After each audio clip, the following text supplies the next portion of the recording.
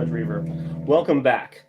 I am at almost 3,000 subscribers, which is crazy to me that 3,000 people clicked the subscribe button. So I was going to use this time to talk about nothing other than the pentatonic scale. Maybe I'm sure I'll talk about other things, but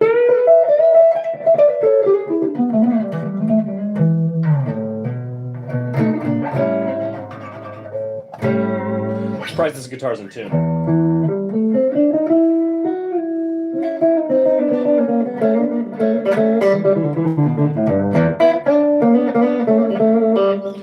So, pentatonic scale. Let's get into it. We will talk about different ways to approach it, the difference between the pentatonic scale and the major and minor scale. To me, a major scale is a pentatonic scale with 2 extra notes. To me, a minor scale is a pentatonic scale with 2 extra notes. Really, the pentatonic scale is king. Let's face it. And it's fun to take things. I like music that stays inside the box and then takes you outside and then brings you back in. If you're just outside the whole time, to me, it starts to lose. It loses its appeal.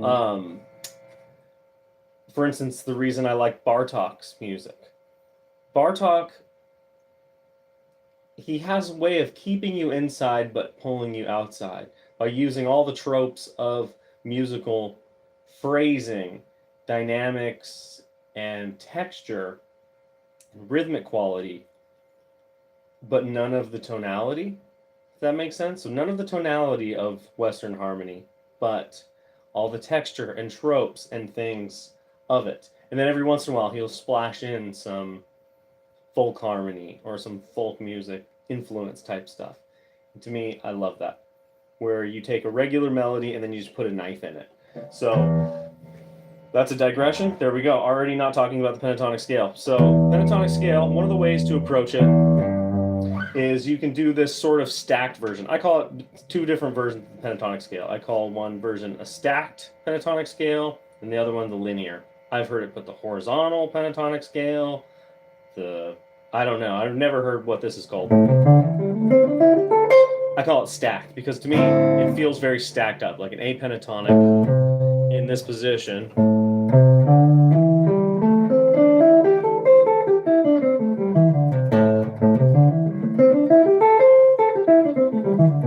To me that feels, a little mistake there. To me that feels very stacked because everything is put right here on this 5th fret, or obviously you can move it around.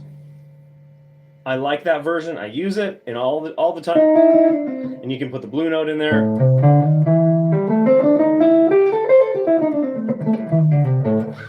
The other way I like to approach the pentatonic scale, especially with guitar players that know that pentatonic scale and not much else, if they know this, and then they oftentimes feel stuck in that position. And then they can't really branch out of that. I will show them something, either the major scale or the minor scale, of course. I will show them that, of course, and then show them how it relates to the pentatonic scale. But also, I'll show them a way to get out of the box pentatonic, as I call it. Maybe I'll call it that from here on out. The box pentatonic, and then what I call the linear pentatonic, or I've heard someone in my comments call it the horizontal pentatonic, which is just the same scale but approached in a different way, and now you can start to branch out and see where these notes repeat themselves. I had a video that went kind of viral for me. I don't know, got like 100,000 views, but it's just me doing this.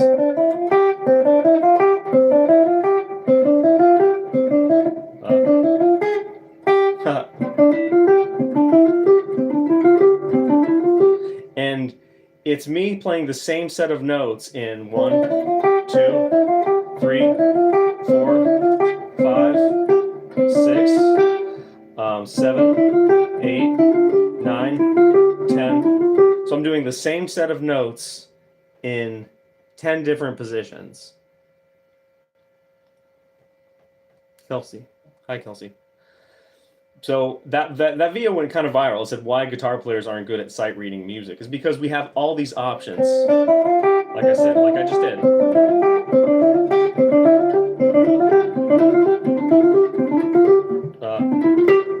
think that's all of them. I can keep going. So because you have that conundrum with guitar, less so with upright bass and less so with violin, because you don't have as many strings. You only got 4 strings, so it does start to limit your options. Of course, you have the same repeated patterns and notes.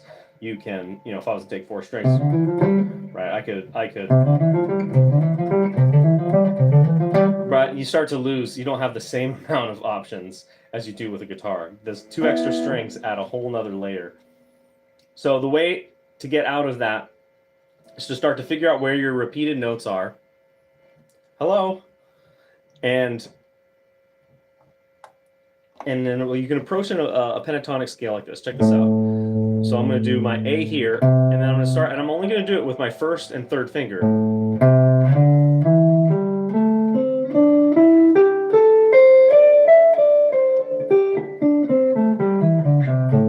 Flubbed a note there. But going, instead of this, doing it here.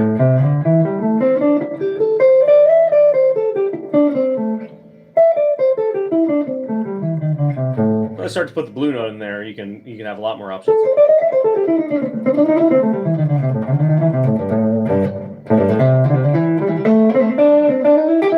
And that's the thing. Also, you can start to turn your pentatonic scales back on itself, right? Instead of this version, you can. But I like this particular version.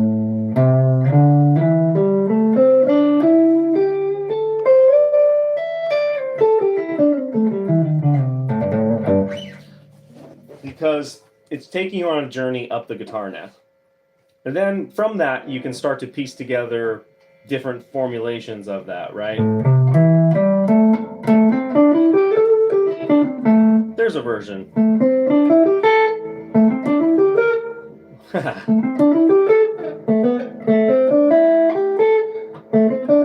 And again, we're back at the same conundrum of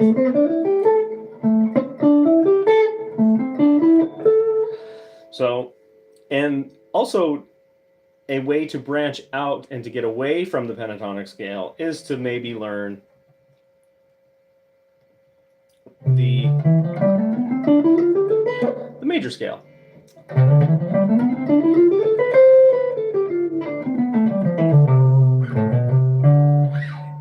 And the different versions of the major scale, I suppose. There's different ways you can finger the major scale.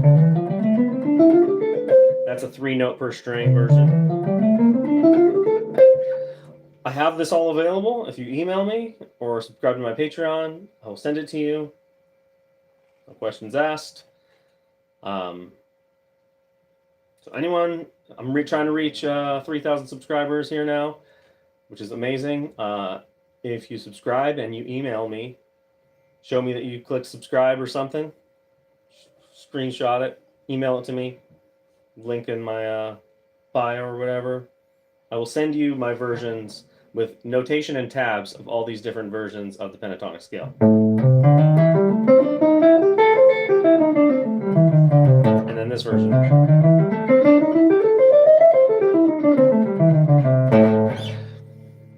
Like I said, a way out of the pentatonic scale is to start to add different notes to it. If you can just add 1 extra note to your pentatonic scale, say like a major 6.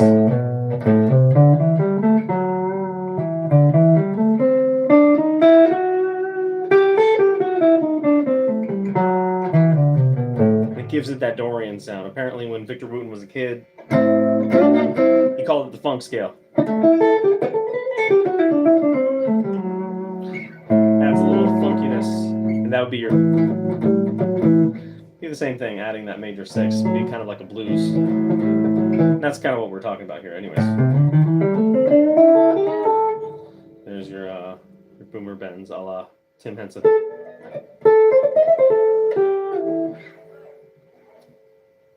So again, pentatonic scale, linear way.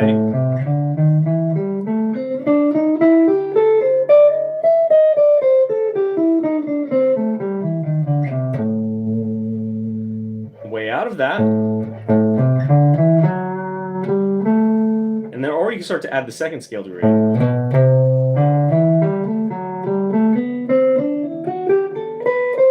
So instead of just going straight to here, you play the second note.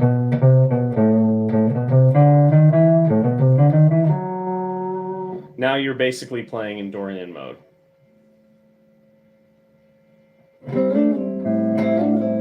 A song that's currently stuck in my head.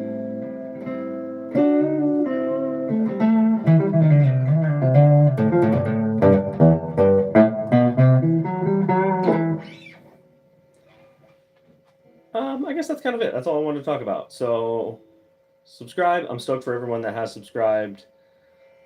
With my rants, my silliness on here. I play classical guitar. I play bass. I play guitar. I play jazz. I teach privately. I'm a composer. That's kind of where my heart lies, is putting dots on paper and giving it to other people to play. I'm more a composer and arranger. I like arranging music. I like arranging music for classical guitar too. Finding piano music that has yet to be realized for the guitar. I just posted a video recently of me playing through my transcription of the Well-Tempered Clavier Prelude in E flat minor, book 1, which I transcribed in 2020 in E flat, and then I don't know what came over me. I was like, why don't I just do this in E minor? This makes way more sense. So I transcribed it again to E minor, and it sits beautifully on guitar. I plan to record that someday, maybe get a nice, good recording. Unfortunately, I don't have a nice guitar, so it's going to sound how it's going to sound. With classical guitar, the tonality of an expensive classical guitar is night and day. Same thing with upright basses. You're playing $1,000 upright bass, it just does not sound the same as... I played a friend of mine's bass. He has a $30,000 upright bass. I tell you what, the playability on that bass, and the sound, the effortlessness of sound which you could achieve with the bow, with just touching the strings, was... made me want to cry. So maybe someday I'll actually get a worthy classical guitar. But until then, I'm just going to keep plucking around. And you keep plucking around too. Have fun. And tell someone you love them. Life's too short. Don't take yourself too seriously. All right. Bye-bye.